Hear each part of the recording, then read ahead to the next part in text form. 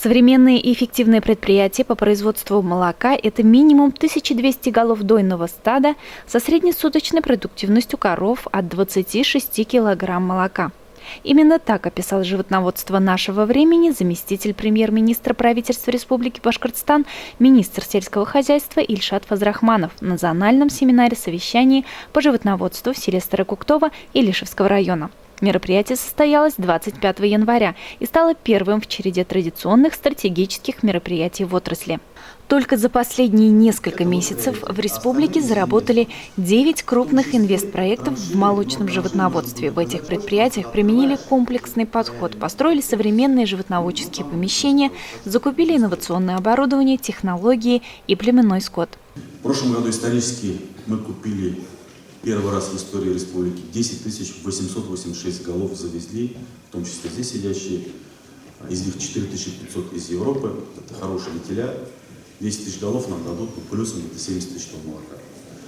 И в ближайшие 5 лет у нас бюджет защищенный каждый год по 500 миллионов на покупку скота. Вот эти 10 тысяч голов ежегодно мы можем завозить. То есть этот бюджет защищенный как в России, так и республиканские деньги, вот по 50 тысяч на хорошего нетеля. Технику мы купили также исторически первый раз на 6,5 миллиардов рублей техники. Мы где-то занимаем по разным позициям, где-то первые, третьи места в России по количеству купленной техники. Самое большее количество инвестпроектов за прошлый год сделали в агропромышленном комплексе. В этом году тоже у нас план где-то 40 проектов. Позавчера были, в четверг были на инвестчасе Мадьяр, Агро, это венгры. 3 комплекса по 3000 килограмм с молзаводом, тоже сухим молоком. Ну и дальше мы будем двигаться, пока мы всю территорию не заполним. Территория по скоту, если сегодня где-то около 1 миллиона голов у нас, наша территория позволяет до 3 миллионов скота увеличить. Поэтому и молочного, и мясного будем расширяться. В этот день в районе собрались специалисты Минсельхоза Республики, заместители глав администрации 9 муниципальных районов по сельскому хозяйству, а также руководители сельхозпредприятий и крестьянско-фермерских хозяйств.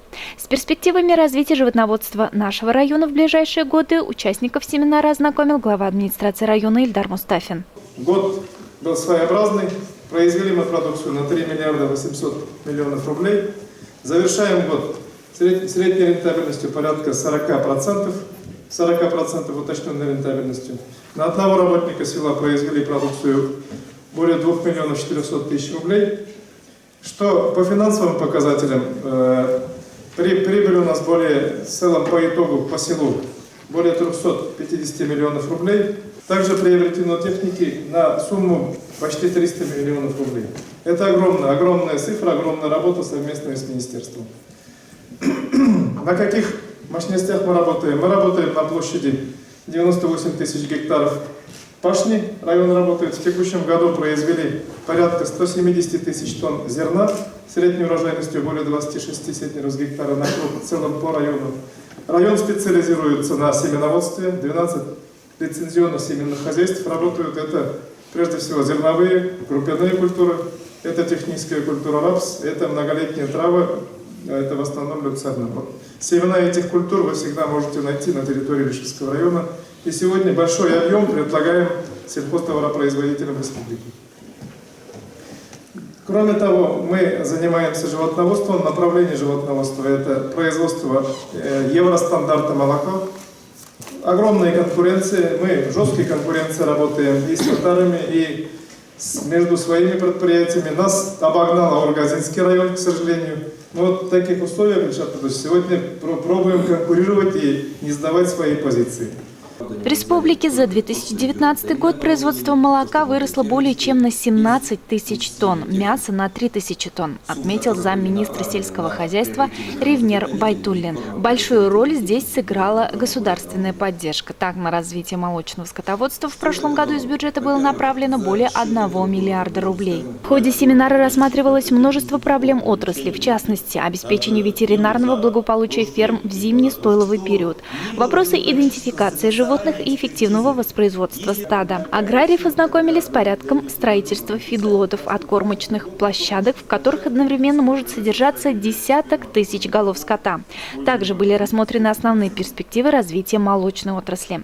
Актуальную информацию о программах льготного кредитования для сельхозтоваропроизводителей донесли представители Россельхозбанка и Сбербанка. Во время практической части семинара участники ознакомились с производственными объектами общества «Племзавод Урожай». Как известно, часть из них сделана из каркасно-тентовых конструкций. Изготовителем является местный Илишевский РТП. Это, например, помещение машины тракторного парка, навесы для сена, комбикормовый цех. Сырье поступает на линию размолота и перемешивания. И в конечном итоге поступают силосы готовой продукции. Там комбикорм делится на 3 части: для телят, для нетелей и для дойного стада. Сейчас находитесь на территории машино-тракторной мастерской Племзавода «Урожай». В частности, это ангар для зимнего хранения техники. Он был построен в 2019 году по ИлишРТП и был сдан в эксплуатацию. Этот ангар нам позволяет хранить всю сезонную, которая у нас эксплуатируется сезонно, технику. В частности, у нас здесь хранится 11 зерноуборочных комбайнов, 5 кормоуборочных комбайнов, а это сзади находится у нас 4 косилки, 2 Магнона, Чулпан и Джон Дир. Также здесь вместились у нас пассивные комплексы. Там Амазона, Ситан 12 тысяч, 2 Агромастера, тоже 12 тысяч диск, и 2 пассивных комплекса Excellent 6.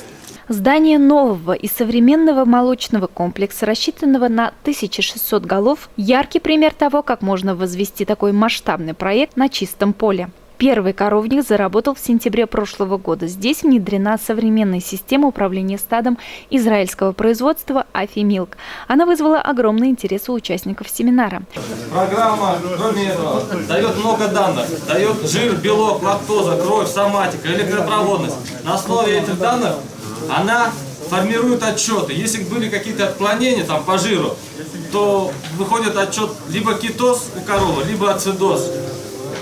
Значит, программу можно вести протокол. Корова будет автоматически отсортирована на всей стадии лактации. Особенно это важно в первые дни, когда корова отелилась. Более 200 программ контролируют производственную жизнь молочного комплекса и каждой коровы.